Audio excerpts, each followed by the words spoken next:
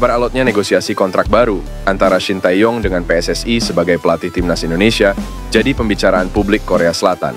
Seperti yang diketahui, Juni 2024 jadi bulan terakhir Shin Tae-yong sebagai pelatih timnas Indonesia.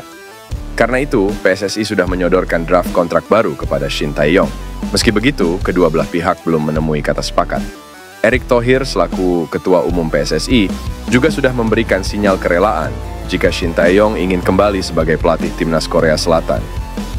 Kalaupun dari Korea Selatan menginginkan Shin Tae-yong, saya tidak bisa melarang, kami perlu punya pelatih standar dunia.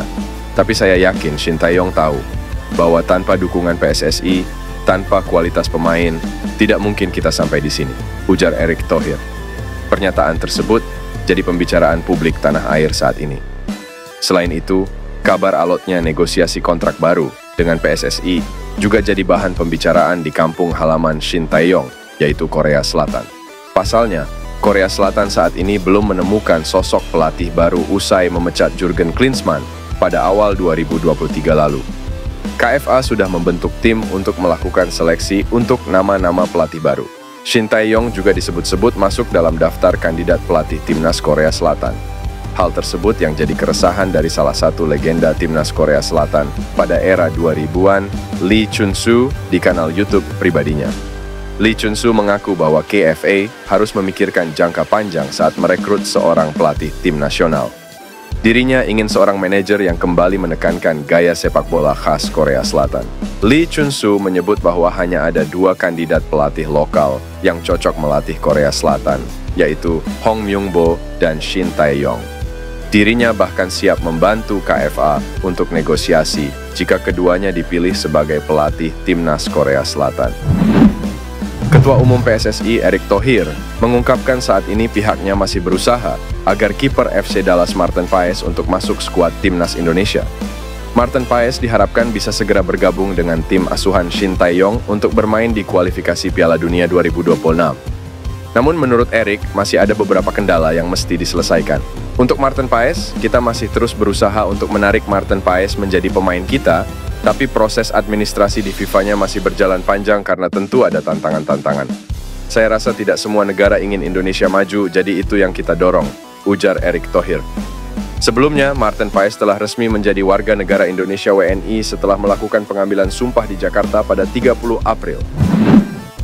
Pemain keturunan seharga 67 miliar yang kini bermain untuk klub papan atas Denmark FC Copenhagen, Kevin Dix, kian dekat untuk merealisasikan mimpinya membela timnas Indonesia.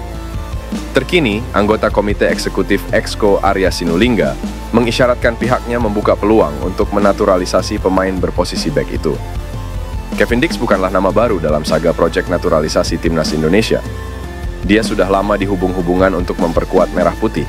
Bahkan, pada 2023, PSSI benar-benar mencoba untuk menaturalisasi Kevin Dix, tetapi upaya itu dihentikan setelah orang tua sang pemain disebut tak merestui. Secara pribadi, Kevin Dix disebut-sebut siap dan ingin membela timnas Indonesia. Hal itu disampaikannya langsung maupun perspektif dari PSSI.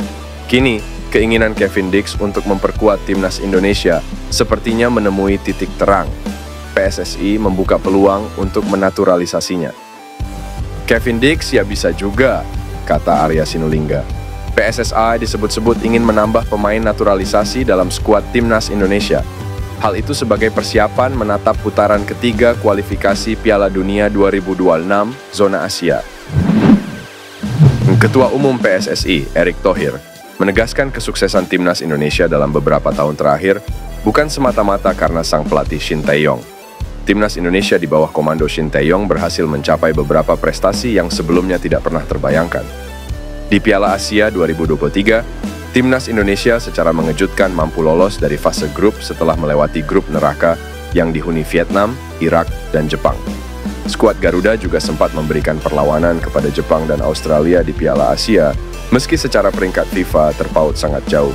Saat memimpin timnas Indonesia U23 di Piala Asia U23 2024, STY juga sukses membawa timnya lolos hingga babak semifinal.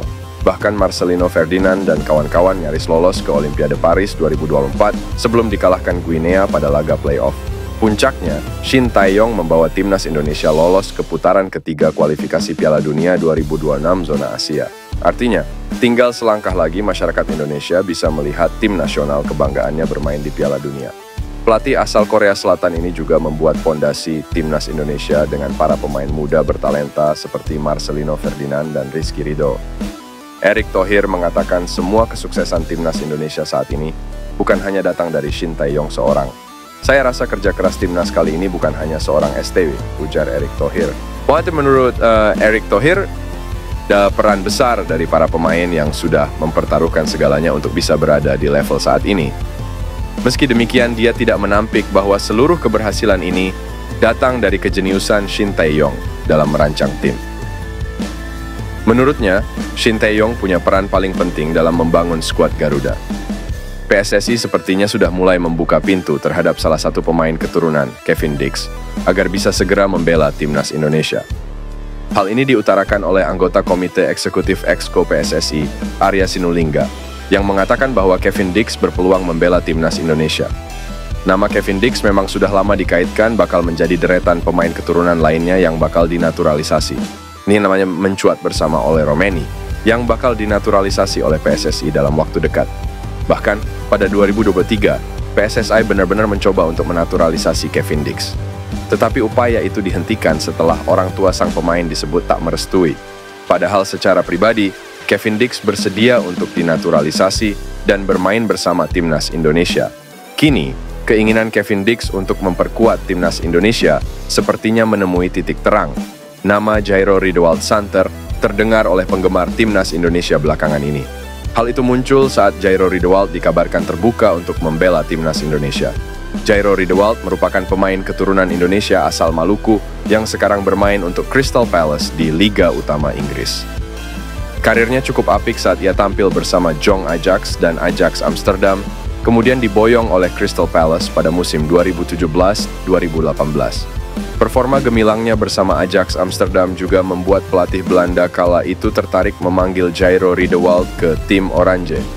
Jairo Ridwald resmi debut bersama timnas Belanda pada 6 September 2015. Bahkan ia tercatat telah mengemas 3 kali penampilan bersama timnas Oranje itu.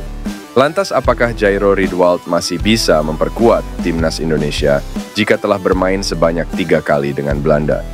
Menurut dari peraturan FIFA terbaru, potensi pemain berganti timnas atau federasi memang memungkinkan, tapi dengan syarat tertentu.